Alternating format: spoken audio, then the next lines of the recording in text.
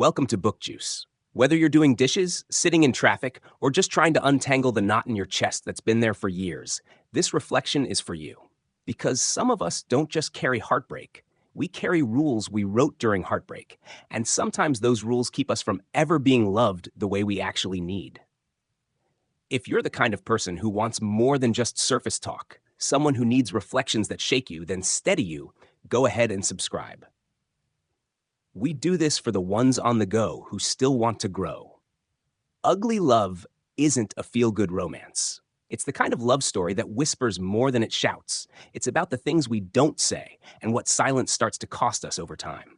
We meet Tate, strong, compassionate, quietly craving connection. And we meet Miles, guarded, guilt-ridden, emotionally unavailable, but still magnetic.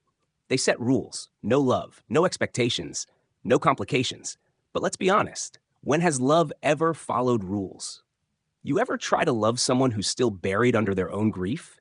Someone who keeps you at arm's length, not because they don't care, but because caring that deeply again would require resurrecting a part of themselves they promised they'd never bring back? That's Miles. He's not cold. He's protecting something, a memory, a wound, a moment in time that wrecked him so badly, he closed the door and threw away the key. And Tate? She thinks she can love without needing anything in return. But over time, she starts unraveling. Because here's the truth.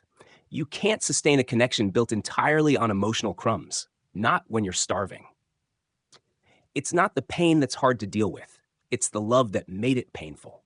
That's what Miles is running from. And that's what Tate walks right into. And now, let's talk about you.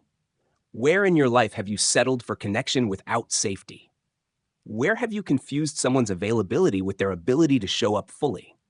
Because so many people walk through life thinking they're protecting themselves, but what they're really doing is punishing the next person for the damage the last one caused. And that's what this book teaches us. Pain doesn't disappear when you hide it. It just waits for love to show up, and then it burns. There's another moment where you see the shift. Love isn't always pretty. Sometimes it's ugly, raw, and hard. But that doesn't mean it isn't real.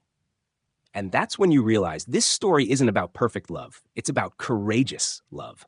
The kind that risks being shattered again, just for the chance to feel whole. Because Miles, he's not a villain. He's just broken. And eventually, he has to decide if staying broken is worth the price of never feeling again.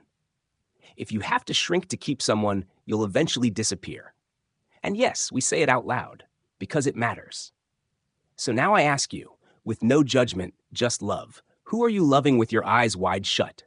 And what would happen if you stopped pretending the rules you made back then still serve who you are now? Drop it in the comments. Let this be the moment you stop negotiating your worth. Grab the book and give yourself permission to feel the whole thing. This is BookJuice, short reflections, deep impact.